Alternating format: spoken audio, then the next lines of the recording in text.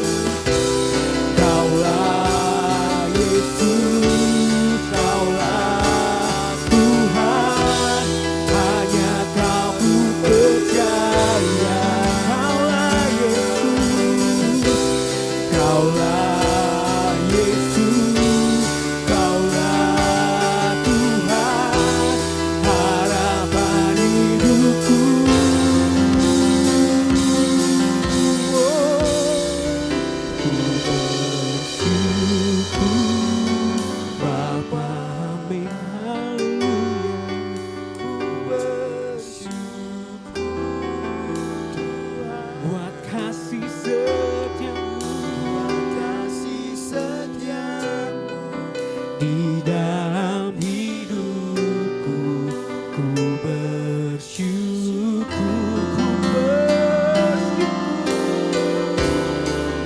ku bersyukur Bapa, ku bersyukur Tuhan buat kasih setiamu di dalam hidupku. Ku bersyukur buat kasih setiamu, buat kasih setiamu di dalam hidupku. Ku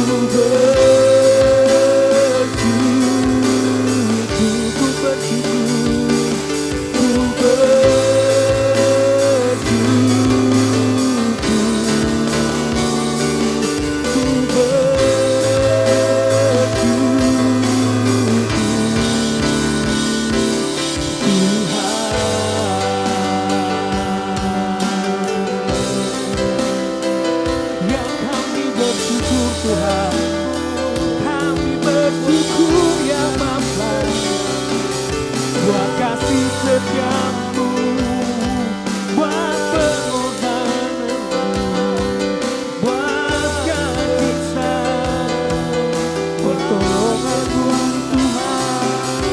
Terima kasih ya Yesus, banyak yang kau perbuat, tak pernah tinggalkan, selalu ada ya Tuhan. Terima kasih, Kau yang paling mengerti Tuhan. Terima kasih ya Yesus, terima kasih ya Tuhan. Sungguh kami bersyukur ya Bapa, kami bersyukur Tuhan. Ini pengakuan iman kami bersyukur ya Bapa, kami bersyukur Tuhan, miliki Allah seperti-Mu Tuhan, kami bersyukur. terima kasih Terima kasih buat kasih setiamu buat kebaikan pagi hari ini Tuhan, kami bersyukur.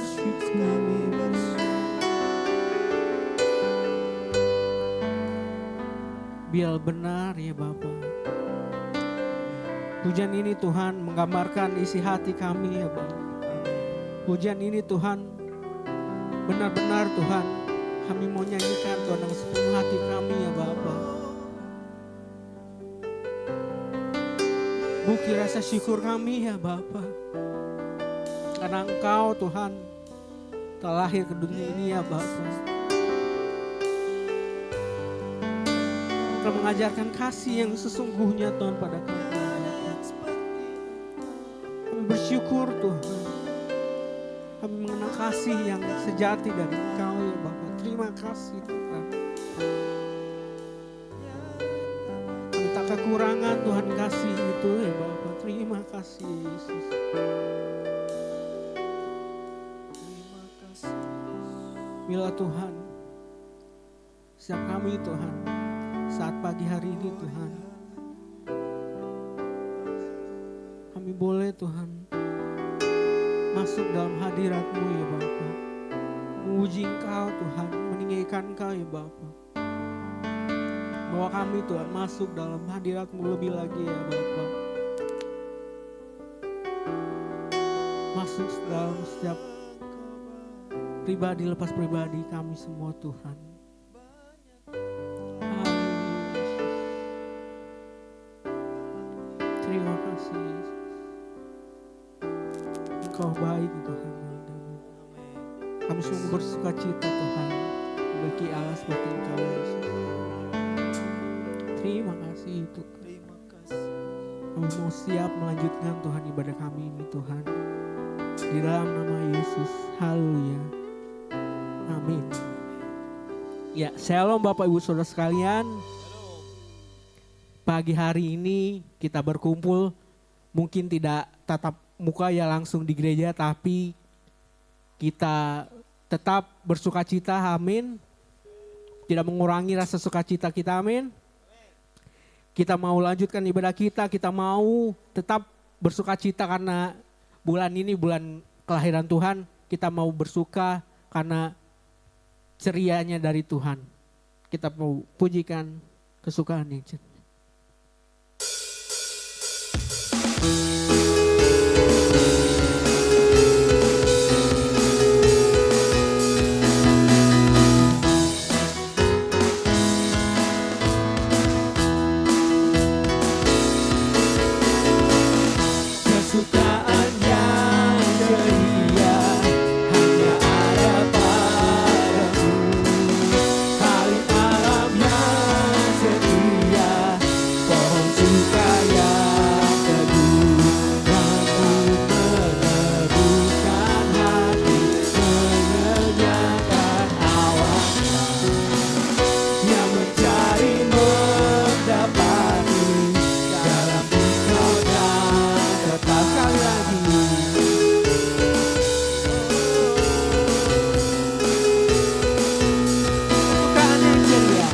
Kesukaan yang ceria hanya ada padamu. Hari alam yang setia, pohon suka yang teduh, dan meneduhkan hati, mengenyangkan awan yang mencari mendapati dalam duka menyejukkan hati, mengenyangkan awan yang mencari mendapati dalam duka tetap yang mencari mendapati dalam duka tetap yang mencari mendapati dalam duka pada amin saudara-saudara. Amin. Amin. Haleluya. Kita melanjut pujian kita mau puji Tuhan. Kita mau pujikan pujian yang kemarin mungkin jadi theme song, salah satu theme song ibadah Natal kita ya. Kita mau jadi terang, bukan di tempat yang terang tapi di luar sana, di tempat yang gelap. Kita mau berdampak juga bagi sesama kita. Biarlah terang itu bisa menyinari ruang yang gelap di luar sana. Kita pujikan, jadilah terang.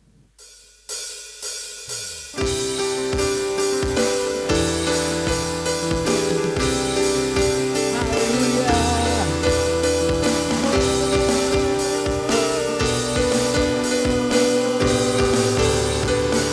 Jadilah terang. Jadilah terang, jangan di tempat yang terang. Jadilah terang di tempat yang gelap. Jadilah jawaban, jangan hanya kau diam. Jadilah jawaban di luar rumahmu.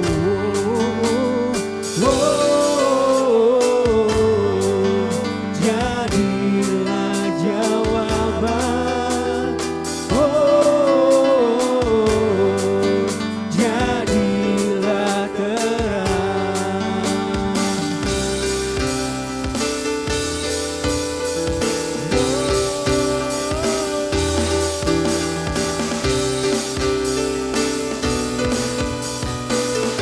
Katakan, jadilah harapan. Jadilah garam, jangan di tengah lautan. Jadilah harapan, jangan hanya berharap. Jadilah jawaban, jangan hanya ucapan.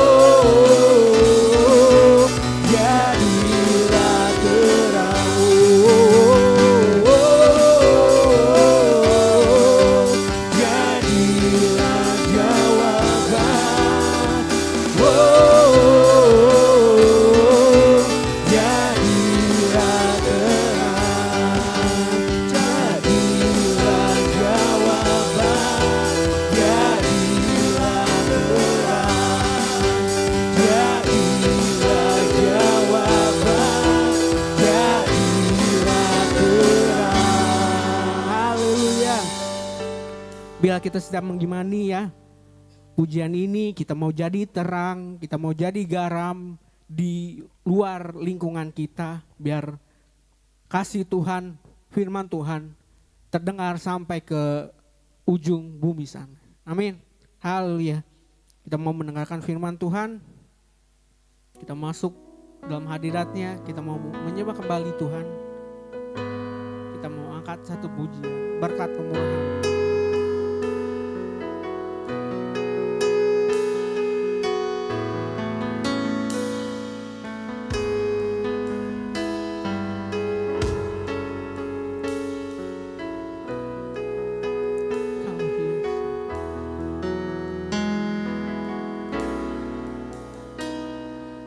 Kau hiasi kehidupanku dengan kemurahan-Mu. Kau rancangkan masa depanku penuh dengan harapan. Aku ada saat ini, semuanya karena kasih-Mu. Aku hidup hari ini, semua berkat kemurahan-Mu. Terima kasih Yesus, Engkau sangat baik, teramat baik bagiku.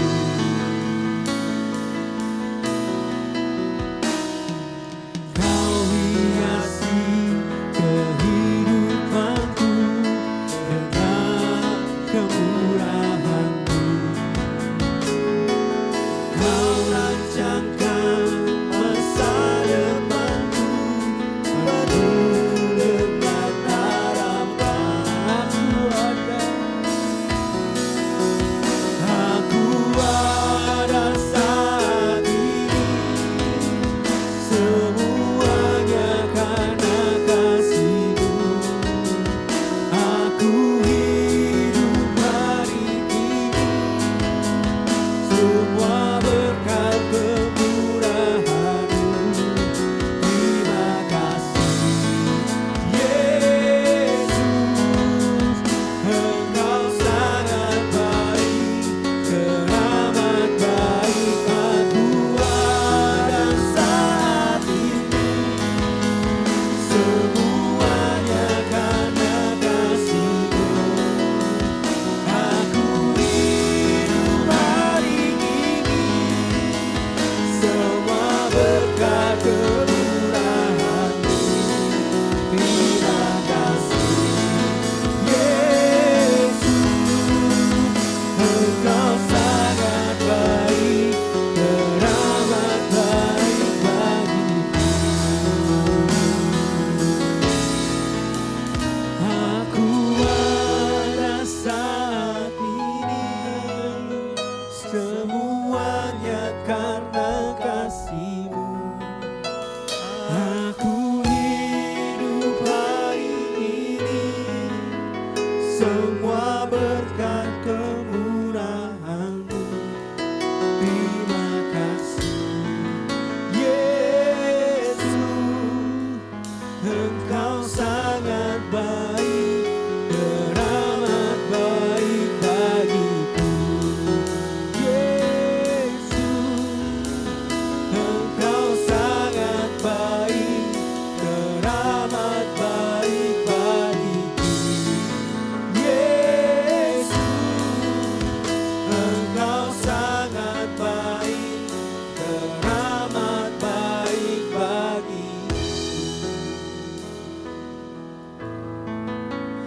Ya ya Bapa, benar Tuhan.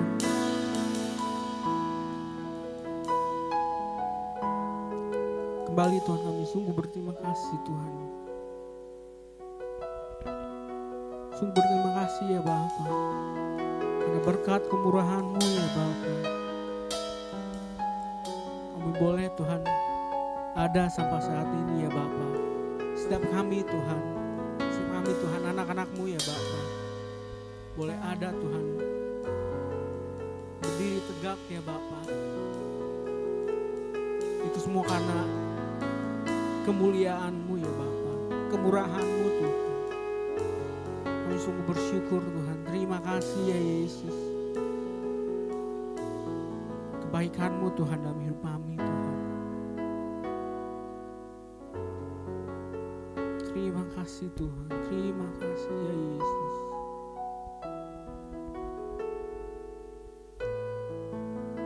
Bila Tuhan, saat ini Tuhan kami Tuhan mau datang Tuhan dalam hadirat-Mu ya Bapa. Kami mau duduk diam Tuhan, mendengarkan isi hati-Mu ya Bapa.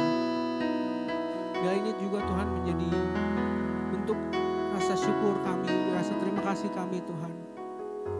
Kerinduan kami Tuhan yang sangat-sangat Tuhan untuk mendengarkan isi hati-Mu ya Bapa, mendengarkan firman-Mu ya Bapa, yang menjadi penguat Tuhan dalam kehidupan kami ya Bapa. Berbicara Tuhan melalui hamba-Mu ya Bapa, urapi Tuhan hamba-Mu. Bila Tuhan firman-Mu itu Tuhan bisa menjadi rema Tuhan buat setiap kami Tuhan, jemaat-Mu yang mendengarkannya ya Bapa. Perlengkapi lebih lagi Tuhan oleh urapan-Mu ya Bapa. Perlengkapi hamba-Mu Tuhan, supaya kami pun Tuhan dapat menerima Tuhan firman-Mu itu Tuhan dengan baik Tuhan dan benar ya Bapa, dan mengerti Tuhan apa yang mau Kau rancangkan dalam kehidupan kami ya Bapa. Terima kasih Yesus, kami siap Tuhan mendengarkan firman-Mu di dalam nama Yesus. Haleluya. Amin.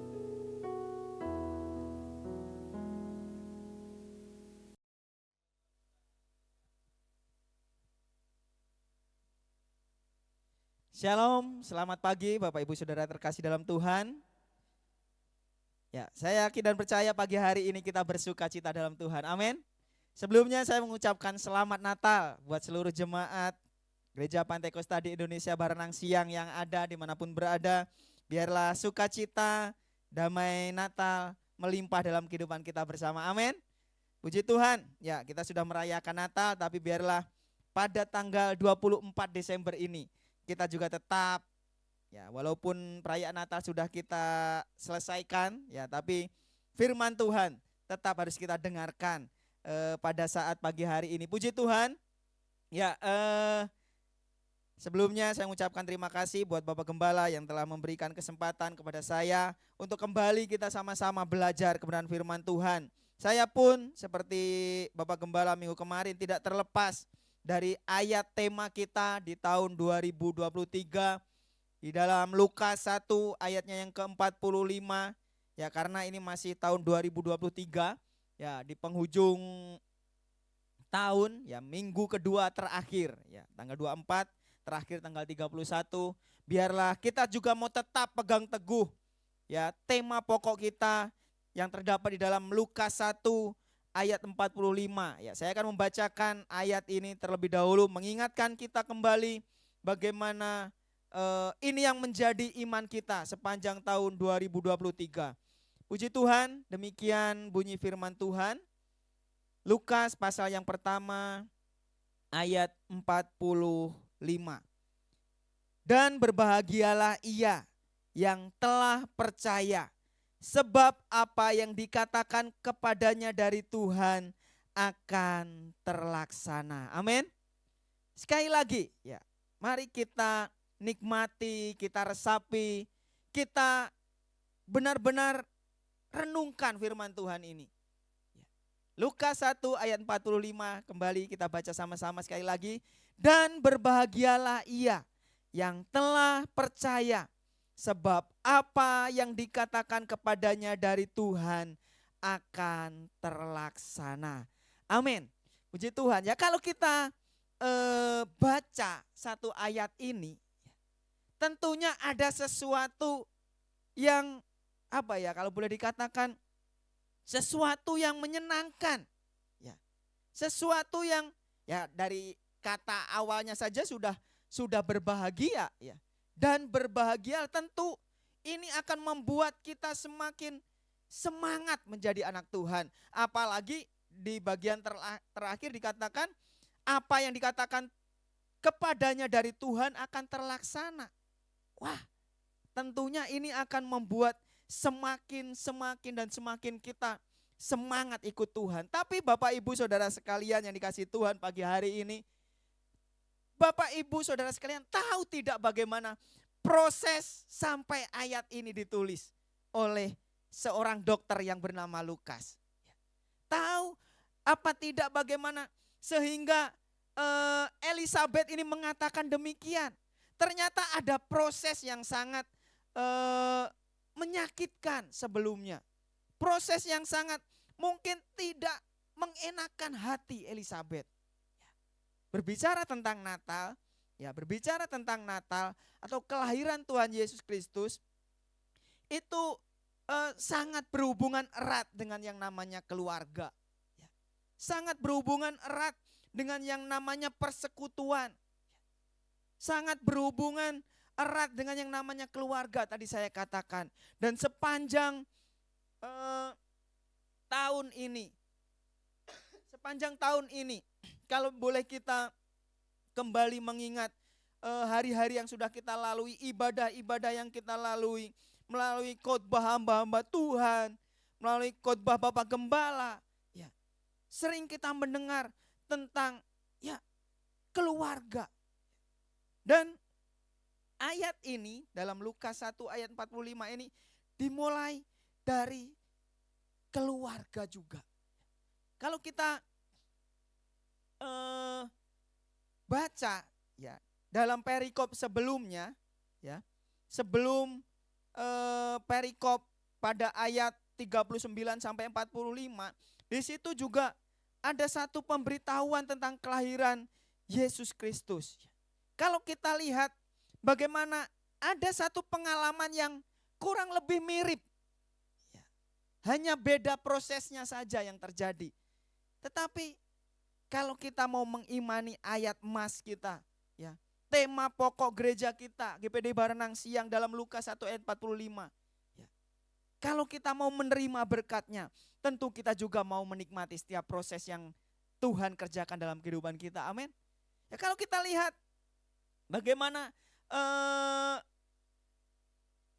proses terjadinya ayat ini, sangat-sangat saya katakan menyakitkan bagi Elizabeth. Ayat 25 dalam Injil Lukas pasal 1 ini di sana dikatakan itu merupakan aib di depan semua orang. Kenapa tidak? Kalau tadi saya katakan sebelumnya di perikop sebelumnya ada satu peristiwa yang hampir mirip walaupun prosesnya sama. Seorang ibu yang dinyatakan hamil, yang dinyatakan mengandung, tapi dengan status masih tunangan, belum resmi menikah, yaitu Maria. Malaikat datang kepadanya, malaikat berfirman kepada Maria dalam ayatnya yang ke-29. Maaf, sebelumnya dari ayat yang ke-28. Ketika malaikat itu masuk ke rumah Maria, ia berkata, "Salam, hai engkau yang dikaruniai Tuhan menyertai engkau." Maria terkejut mendengar perkataan itu lalu bertanya di dalam hatinya, apakah arti salam itu? Ayat 30, kata malaikat itu kepadanya, "Jangan takut hai Maria, sebab engkau beroleh kasih karunia di hadapan Allah. Sesungguhnya engkau akan mengandung dan akan melahirkan seorang anak laki-laki, dan hendaklah engkau menamai dia Yesus." Kalau kita lihat di sini bagaimana satu peristiwa, sebelum tadi ayat 45 saya katakan ada peristiwa yang mungkin merupakan aib. Bagaimana tidak Maria yang baru menjadi tunangan Yusuf sudah dinyatakan mengandung. Dan pada zaman itu tentunya akan menjadi aib menjadi penghinaan ya di depan semua orang. Akan seperti apa jadinya? Seorang perawan yang belum resmi menjadi istri sudah dinyatakan hamil duluan, mengandung duluan. Berbeda proses dengan apa yang dialami Elisabet. Jika Elisabet ya juga mendapatkan aib, tapi bukan sama seperti Maria. Dalam usianya yang lanjut, dia dinyatakan mandul. Dia dinyatakan tidak bisa memiliki anak. Itu juga merupakan aib pada zaman itu. Dan orang akan mengolok-olok. Sehingga Elisabet merasa, tadi dikatakan ayat 25, inilah suatu perbuatan Tuhan bagiku dan sekarang ia berkenan menghapuskan aibku di depan orang. Ya, ada aib yang dia rasakan sampai masa tuanya. Bahkan kalau kita baca dari ayat 5 pasal 1 ini sampai 25, bagaimana Zakaria yang dipilih sebagai imam waktu itu. Sampai Zakaria menerima firman Tuhan melalui malaikat Tuhan. Masih menahan malu, menahan aib yang luar biasa. Makanya saya katakan di depan tadi, ya, sebelum kita menikmati ya kata-kata berbahagia tadi, setiap apa yang dikatakan kepadanya oleh Tuhan, dari Tuhan akan terlaksana. Maukah kita melewati setiap proses yang Tuhan kerjakan dalam kehidupan kita seperti Maria dan Elisabet ini? Yang menjadi kenyataannya seringkali ya, umat-umat Tuhan, anak-anak Tuhan pengennya, maunya enaknya saja. Benar apa benar? Inginnya ketika melihat orang lain sukses, ya, hanya melihat kesuksesannya, tidak tahu prosesnya bagaimana. Demikian juga apa yang dialami Elisabet dan Maria ini. Penghinaan yang luar biasa, aib yang luar biasa mereka rasakan. Satu, belum nikah sudah dinyatakan mengandung. Yang satu di usia tua tapi belum memiliki anak. Ada proses yang mereka alami. Ada sesuatu yang Tuhan kerjakan sebelum mereka menikmati berkat yang Tuhan sediakan dalam kehidupan Maria dan Elisabet. Tetapi ada satu hal ya. Ada satu hal yang luar biasa ketika saya belajar baca perlahan dari ayat 1 Lukas 1 ini. Ya. Jika kita melihat bagaimana melihat penjelasan Lukas, ya, dokter Lukas ini yang saya katakan tadi dia adalah seorang dokter. Ya, melalui tulisan Lukas ini secara teratur, secara detail dia tuliskan kisah-kisah dari Maria dan Elisabet ini. Kalau kita lihat ayat 1 sampai 4, ya, melalui kesaksian dan tulisan Lukas ini di sana dikatakan banyak orang telah berusaha menyusun suatu berita tentang peristiwa-peristiwa yang telah terjadi di antara kita. Seperti yang disampaikan kepada kita oleh mereka yang dari semula adalah saksi mata dan pelayan firman. Saya mau sampaikan di sini apa yang dilihat Lukas dengan apa yang dilihat Matius dan Markus itu berbeda. Kalau Matius melihat dari sisi Yusuf, ya, Yusuf yang ketakutan saat itu, mengalami ketakutan ketika malaikat Tuhan datang kepada Yusuf. Bahkan dia berniat mau menceraikan Maria. Karena tahu, aku belum menjamah kok. Aku belum resmi jadi suami, tapi kok Maria calon istriku sudah mengandung. Diam-diam Yusuf ingin. Itu yang dituliskan Matius. Tapi Lukas melihat dengan cara pandang yang lain. Ayat 3, karena itu setelah aku menyelidiki. Nah, Lukas menyelidiki segala peristiwa itu dengan seksama dari asal mulanya. Aku mengambil keputusan untuk membukukannya dengan teratur bagimu. Artinya peristiwa demi peristiwa yang dialami oleh Maria, Yusuf, Zakaria dan Elizabeth. Dan tulisan-tulisan dalam Injil Lukas ini, Lukas menulisnya dengan teratur, ya. Dia selidiki betul, dia cek dengan seksama asal mula berita itu betul atau tidak, ya. Supaya engkau dapat mengetahui bahwa segala sesuatu yang diajarkan kepadamu sungguh benar. Jadi firman ini benar-benar terjadi. Firman ini boleh menjadi kesaksian yang hidup dan menjadi pegangan iman kita sampai saat ini. Lukas menyatakan bahwa segala sesuatu yang diajarkan kepadamu itu sungguh benar. Apa yang dialami oleh Yusuf, apa yang dialami oleh Maria, apa yang dialami oleh Elizabeth, itu benar-benar terjadi. Proses apa ya yang Maria alami dan Elizabeth alami merupakan hal yang benar-benar ya, aib bagi mereka. Ada ketakutan yang luar biasa, ya. Saya tidak bisa membayangkan. Nah, makanya Lukas sebagai seorang dokter, ya, saya yakin dia sangat tahu tekanan psikologis, tekanan mental yang dialami oleh Maria, tekanan mental yang dialami oleh Elizabeth, ya. Walaupun ya, malaikat Tuhan sendiri yang mengatakan, masa sih Maria nggak percaya? Masa sih Elizabeth, Zakaria, Yusuf nggak percaya kalau malaikat? Masa bohongan? Karena pada zaman itu ya Allah sendiri langsung berfirman pada perjanjian lama. Ya, Allah sendiri berfirman. Malah ada satu rahasia firman Tuhan ketika saya sore tadi kembali ulang-ulang ayat ini, ya.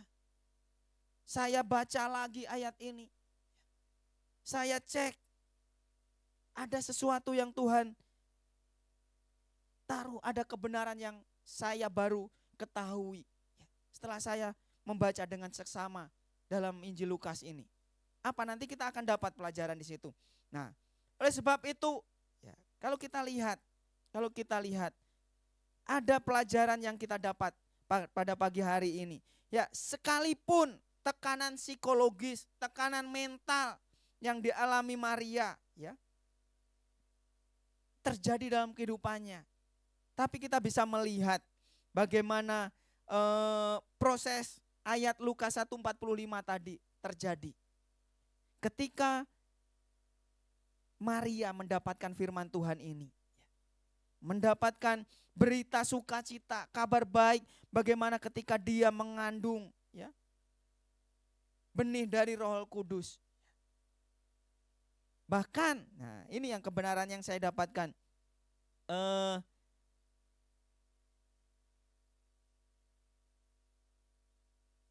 Ayat 35, jawab malaikat itu kepadanya, Roh Kudus akan turun atasmu dan kuasa Allah yang maha tinggi akan menaungi engkau. Sebab itu anak yang akan kau lahirkan itu akan disebut kudus, anak Allah.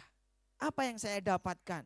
Saya hanya berpatokan bahwa Roh Kudus itu diturunkan setelah hari Pentakosta terjadi. Ternyata sebelum kurang lebih 33 tahun sebelum Roh Kudus itu diturunkan secara massal, Maria sudah terlebih dahulu. Maria terlebih dahulu Roh Kudus itu turun atas Maria. Dan di sana dikatakan dan kuasa Allah yang maha tinggi akan menaungi engkau. Maria dipenuhi oleh Roh Kudus. Maria dihinggapi dengan urapan, dengan kuasa dari tempat Allah maha tinggi, di situ dikatakan. Saya baru, oh iya, ternyata sebelum hari Pentakosta memang ketika ya namanya oknum Allah sudah dari awal sebelum dunia dibentuk sudah ada Allah Bapa, Allah Anak, Allah Roh Kudus. Tuhan Yesus pun ya sudah ada. Dan ini satu hal yang baru saya dapatkan. Ternyata Roh Kudus itu sudah dinyatakan. Bahkan sebelum hari Pantekosta secara massal diberikan kepada umat-umat Tuhan, pilihan Tuhan. Ya. Nah, kalau kita lihat ayat selanjutnya, ayat yang ke-36, dan sesungguhnya Elisabet sanakmu itu, ia pun sedang mengandung seorang anak laki-laki pada hari tuanya, dan inilah bulan yang ke-6 bagi dia yang disebut mandul itu. Dikatakan bahwa Elisabet mandul.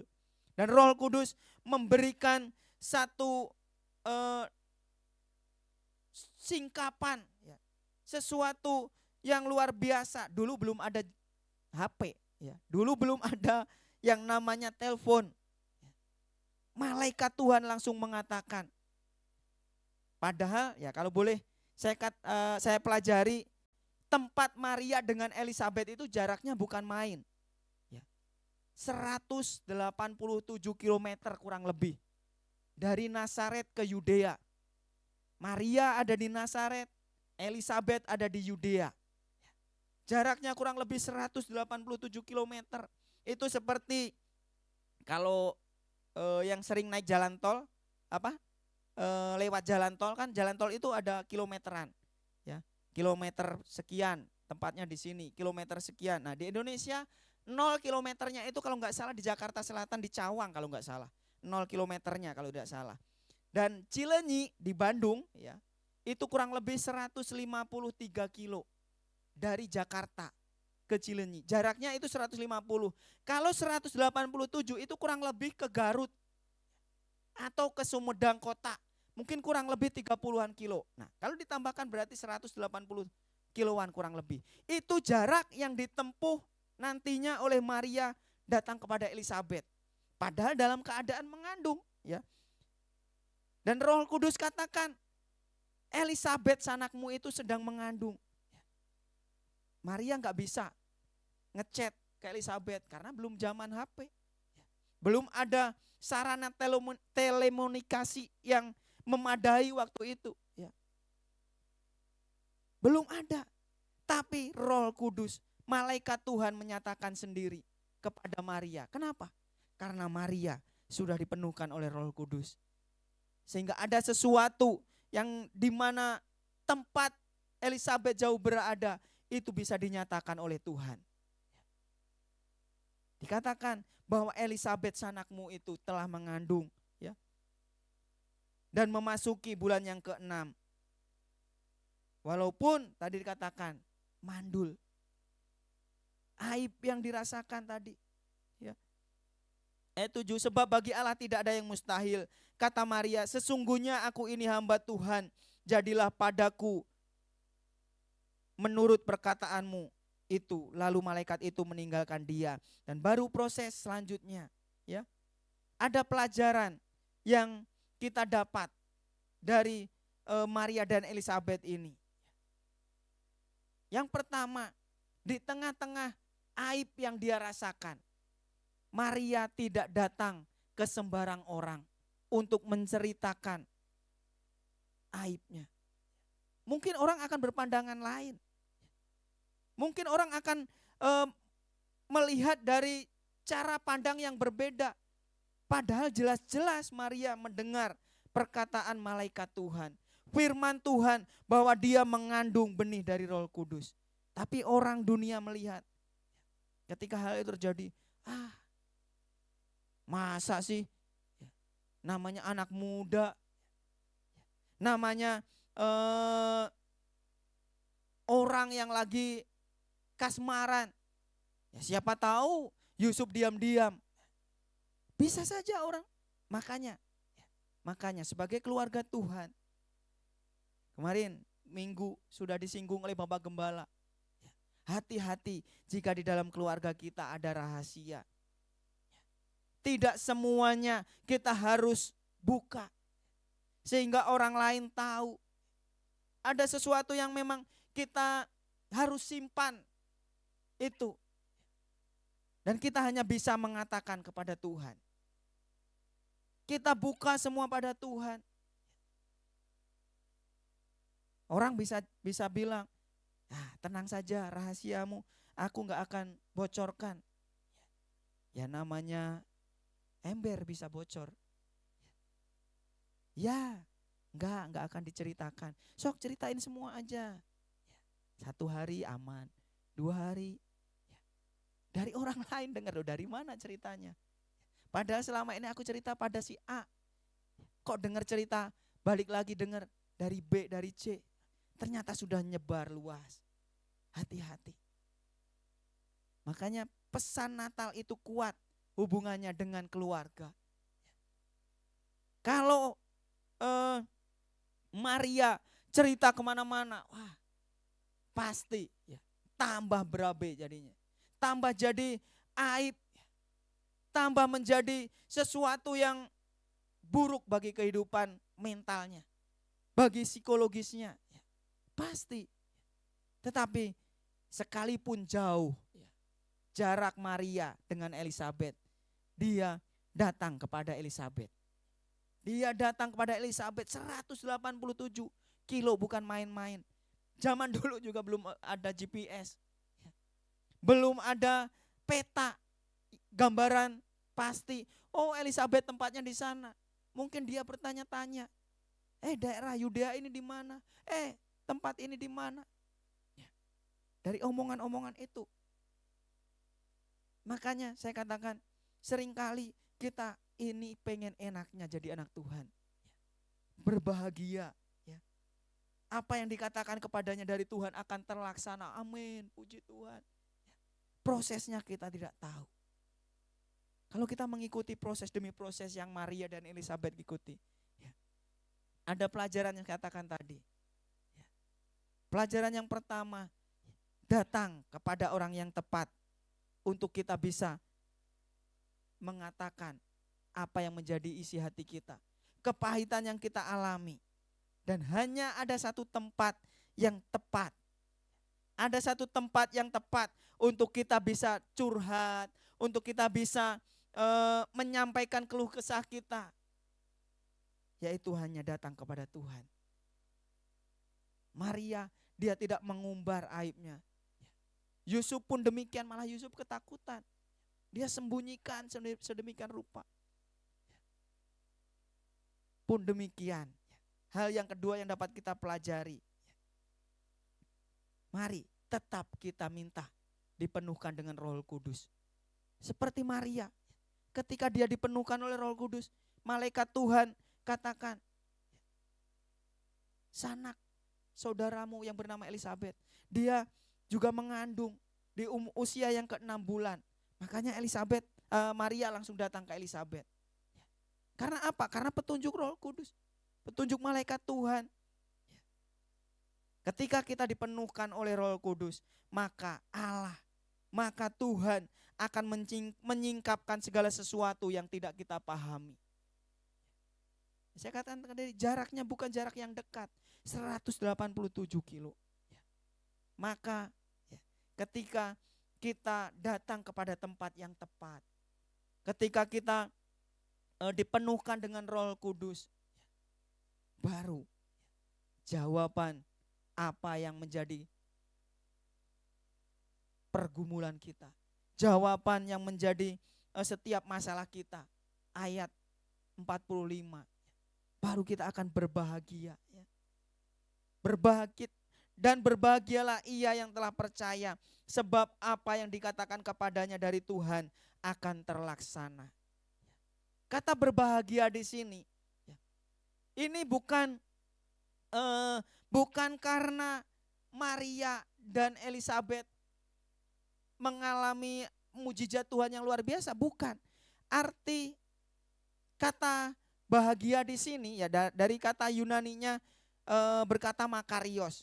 Artinya suatu kebahagiaan yang tidak dipengaruhi keadaan atau kondisi apapun.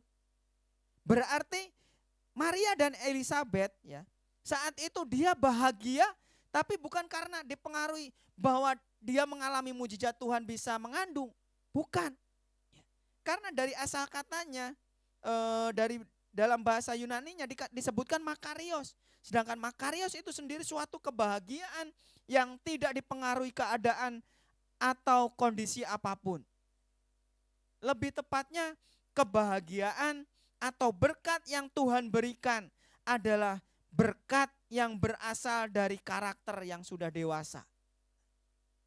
Yang menjadi pertanyaan, sudahkah kita atau keluarga-keluarga Tuhan, keluarga anak-anak Tuhan mengalami kedewasaan dalam hal rohani sehingga mengalami kebahagiaan.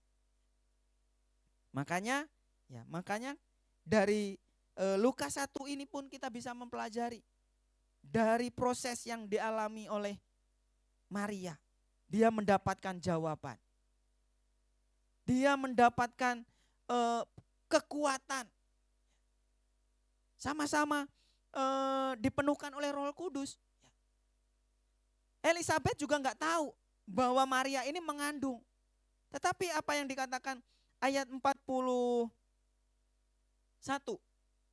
Dan ketika Elizabeth mendengar salam Maria, melonjaklah anak yang di dalam rahimnya.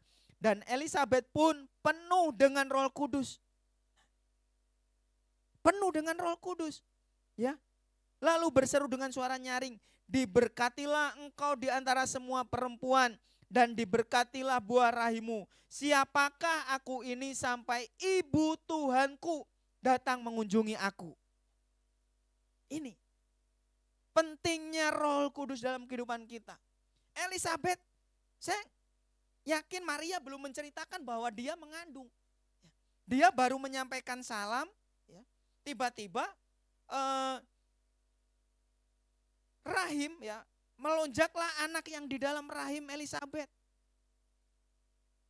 Lalu si Elizabeth ini seolah-olah berkata-kata dalam roh bahwa dia mengatakan, siapakah aku ini sampai ibu Tuhanku datang mengunjungi aku.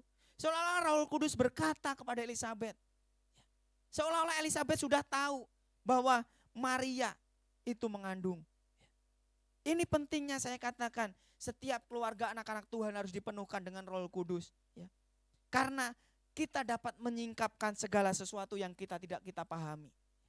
Seringkali kita tidak mengerti apa maksud Tuhan dalam kehidupan kita. Kita mengalami proses yang sedemikian rupa, sedemikian sakitnya, sedemikian beratnya.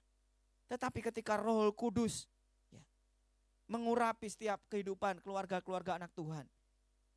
Setiap keluarga anak Tuhan dapat menyingkapkan segala sesuatu yang tidak dapat dipahami. Makanya ayat 45 dikatakan, dan berbahagialah ia yang telah percaya. Ini kelihatan bukan hanya karena Elizabeth dan Maria mengalami mujizat Tuhan, tapi bagaimana kedewasaan yang dia telah alami. Kedewasaan iman yang sudah dia alami melalui proses Tuhan yang dikerjakan melalui kehidupan mereka. Makanya setelah ayat 45 ini dikatakan oleh Elizabeth, dan berbahagialah ia yang telah percaya, sebab apa yang dikatakan kepadanya dari Tuhan akan terlaksana. Ada ucapan syukur yang luar biasa. Ada ucapan syukur, ada nyanyian pujian yang dinaikkan oleh Maria. Yang tadinya Maria mengalami ketakutan. Dia mengalami ada ayat yang mengatakan bahwa kalau tidak salah hampir 5 bulan Elizabeth ngumpet, sembunyi, ketakutan, malu. Dia menyembunyikan bahwa dia mengandung.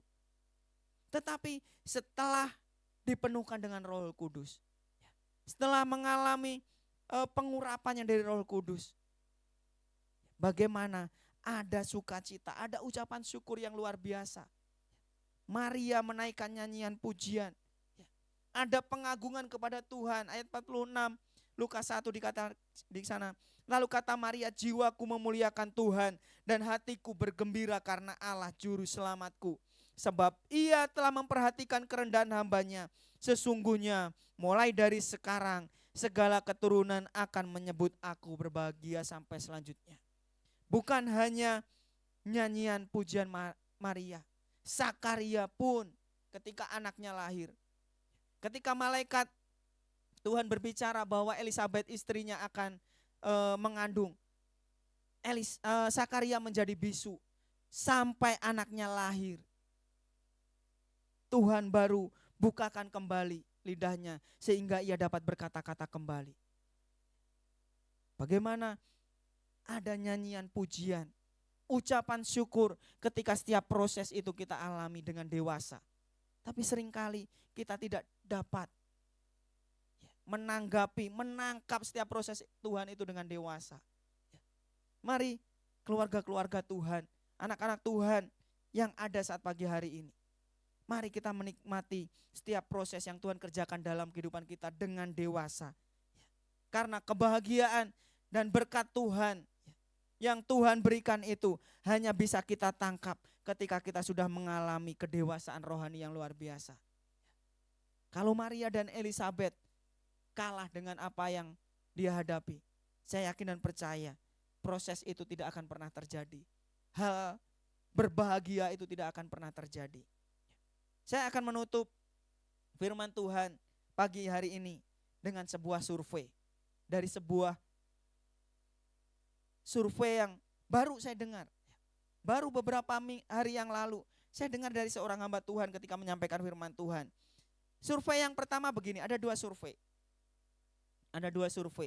Yang pertama, orang menyurvei 10 negara paling beragama. Ya, jadi 10 negara paling beragama. Nah, 10 negara ini sudah hampir-hampir tidak ada orang yang ateis, artinya semua orangnya tahu Tuhan. Bahkan tiap undang-undangnya pun pasti berhubungan dengan agama. Itu yang pertama, 10 negara paling beragama itu, yang pertama Somalia, yang kedua Nigeria, yang ketiga Bangladesh, yang keempat Ethiopia, 5 Yaman, 6 Malawi, 7 negara kita Indonesia, 8 Sri Lanka, 9 Mauritania, 10 Djibouti, itu negara di Afrika. Ya, kata hamba Tuhan melalui survei itu. Itu 10 negara paling beragama. Nah, survei berikutnya itu adalah 10 negara paling bahagia. 10 negara paling bahagia. Bapak Ibu perhatikan tadi 10 negara paling beragama. 10 negara paling bahagia itu 1 Finlandia, 2 Denmark, 3 Islandia, 4 Israel, 5 Belanda, 6 Swedia, 7 Norwegia, 8 Swiss, 9 Luxembourg, 10 Selandia Baru. Perhatikan perbedaan antara 10 negara paling beragama dan 10 negara paling bahagia. Ternyata agama itu tidak menjamin kebahagiaan suatu negara. Ngerti maksud saya? Kalau tadi ada 10 negara paling beragama, tetapi di antara 10 negara paling beragama tadi, tidak satu pun negara paling beragama tadi adalah salah satu dari 10 negara yang paling bahagia di dunia ini. Artinya, seringkali kita mengaku kita beragama Kristen. Kita mengaku sebagai anak Tuhan, tetapi kita tidak merasakan kebahagiaan itu. Kenapa? Karena kita tidak bisa menganggap setiap proses yang Tuhan kerjakan dalam kehidupan kita dengan dewasa. Secara dewasa, kita tidak bisa. Oleh sebab itu, agama dengan kebahagiaan itu sangat tidak mempengaruhi. Kebanyakan orang beragama tadi tapi tidak bertuhan. Orang mengaku beragama tadi tapi tidak mengakui adanya Tuhan, tidak takut. Makanya 10 negara paling bahagia itu juga tidak termasuk 10 negara yang paling beragama. Demikian pun ketika Maria dan Elizabeth, mereka berbahagia. Mereka benar-benar mengalami kebahagiaan yang luar biasa. Yang menjadi pertanyaan pagi hari ini, sudahkah keluarga-keluarga anak Tuhan di tempat ini mengalami kebahagiaan yang luar biasa? Melalui tema sepanjang tahun ini. Sudahkah kita benar-benar menikmati kebahagiaan itu?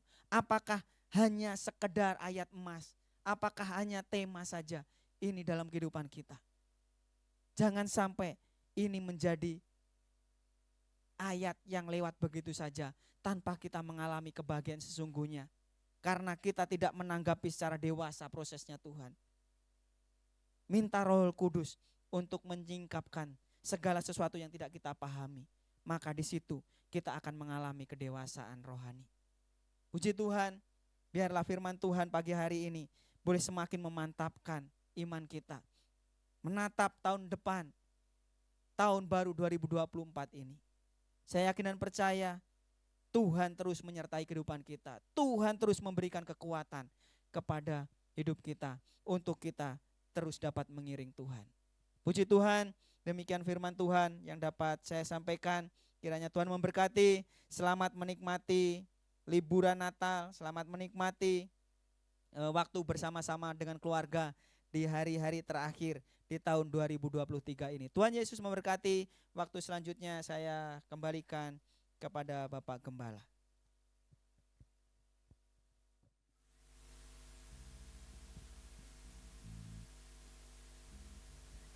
Ya, puji Tuhan, kita sudah mendengarkan firman Tuhan pada pagi ini dari Bapak David.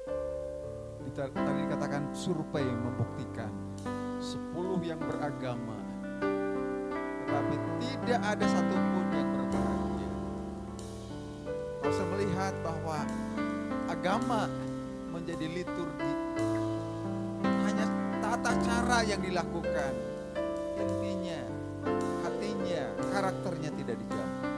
Biarlah pagi ini kita bersyukur, biarlah kalau kita dalam rangka Natal ini, ya tanggal 25 besok seluruh dunia merayakan Natal secara nasional, secara keseluruhan. Kita percaya kita yang di dalam Tuhan, yang sudah terima Yesus, ada kebahagiaan. Tuhan berkati. Mari kita akan akhiri dengan sebuah pujian. Aku bernyanyi, haleluya, bahagia. Aku bernyanyi bahagia, memuji Yesus selamanya. Aku bernyanyi bahagia,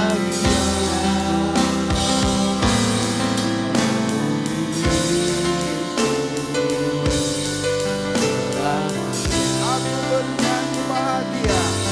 aku bernyanyi bahagia, memuji Yesus selamanya.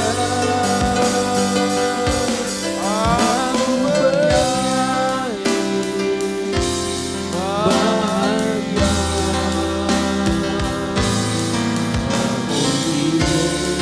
memuji Terima kasih Tuhan buat pagi ini, buat kebenaran firman-Mu Tuhan.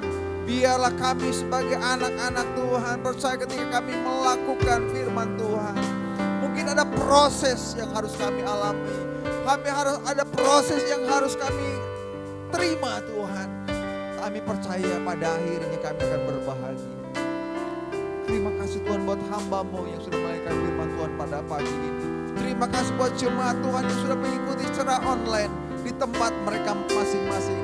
Kami percaya kebahagiaan sejati menjadi milik kami anak-anak-Mu Tuhan. Terima kasih Bapa. Kami percaya lewat peringatan Natal besok tanggal 25, kami gereja Tuhan di seluruh dunia merayakan kelahiran-Mu Tuhan.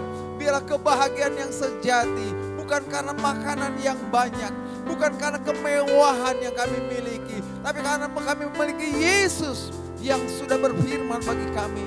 Kami yakin firman Tuhan akan membawa kami kepada kebahagiaan yang sejati. Terima kasih Tuhan. Mari angkat tanganmu dan arahkan hatimu. Kita mohon berkat Tuhan. Dengan demikian yang saudara yang kasih, terimalah berkat dari Allah Bapa, Putra dan Roh Kudus. Itu di dalam nama Tuhan Yesus Kristus. Kiranya kasih karunia Allah serta perlindungannya dan damai sejahtera menyertai engkau dari hari ini sampai Maranatha. Demi nama Tuhan Yesus Kristus yang seiman katakan sama-sama. Amin. Saya mengucapkan selamat Natal tahun 2023 ini. Kami bersama keluarga ya dan seluruh jemaat Tuhan, saya ucapkan selamat Natal. Tuhan Yesus memberkati. Amin. Saya serahkan kepada Bapak David untuk memberikan pengumuman untuk kegiatan kita sepanjang minggu ini. Ya, puji Tuhan. Saya kena percaya Bapak Ibu Saudara sekalian sudah diberkati melalui firman Tuhan pagi hari ini. Baik, Bapak Ibu Saudara sekalian, sebelum mungkin akan menikmati liburan besok tanggal merah tanggal 25, saya akan menyampaikan beberapa pengumuman. Yang pertama, untuk ibadah doa penyembahan hari Selasa tetap diadakan ya tanggal 26 Desember jam 7 malam di gereja ya. Tetap diadakan ibadah doa penyembahan. Bapak Ibu Saudara sekalian yang mungkin tidak keluar kota ya, tidak kemana-mana, tetap berdoa ya, tetap berdoa, berjaga berdoa ya. Dengan keadaan saat ini kita percaya doa menjadi kekuatan dalam kehidupan kita. Nanti pelayannya yaitu renungan firman Tuhan akan disampaikan oleh Ibu Lian, pemimpin doa nanti Saudara Janes, tim doa para pelayan, ya, khususnya para pelayan yang ada boleh datang ke gereja untuk sama-sama bersatu menyembah Tuhan di tempat ini. Untuk tanggal 31 Desember akan diadakan ibadah bersama ya. Akhir tahun di GPDI Rakyat Labora Majalaya jam 8 pagi, tapi Bapak Ibu jangan datang jam 8 tepat ya. Setengah 8 atau jam 7 lebih karena ada fellowship, kita akan menikmati makanan ringan bersama, kita akan berfellowship, menyaksikan kemurahan Tuhan mungkin di sana nanti dengan saudara seiman. Ya, nanti akan ada perjamuan kasih. Dan biasanya di Jumat terakhir setiap bulan itu ada doa penyembahan, doa malam. Ya, biasa jam 8 malam sampai selesai ya. Tapi khusus Jumat besok ya tanggal 29 libur terlebih dahulu, digabung menjadi satu dengan ibadah akhir tahun di tanggal 31. Jadi hari Jumat terakhir tidak ada doa malam. Untuk sekolah minggu tanggal 31 Desember diliburkan dahulu ya, dan akan dimulai kembali tanggal 7 Januari 2024. Dan doakan untuk setiap jemaat-jemaat Tuhan yang akan melakukan perjalanan libur ya, baik yang ada dalam kota maupun luar kota, kiranya Tuhan Yesus memberkati. Dan inilah pengumuman yang dapat saya sampaikan. Kiranya Tuhan memberkati. Selamat hari Minggu, selamat menikmati hari liburan bersama keluarga, dan satu, jangan lupa bahagia. Amin. Puji Tuhan. Tuhan Yesus memberkati. Sampai jumpa di ibadah-ibadah selanjutnya. Amin.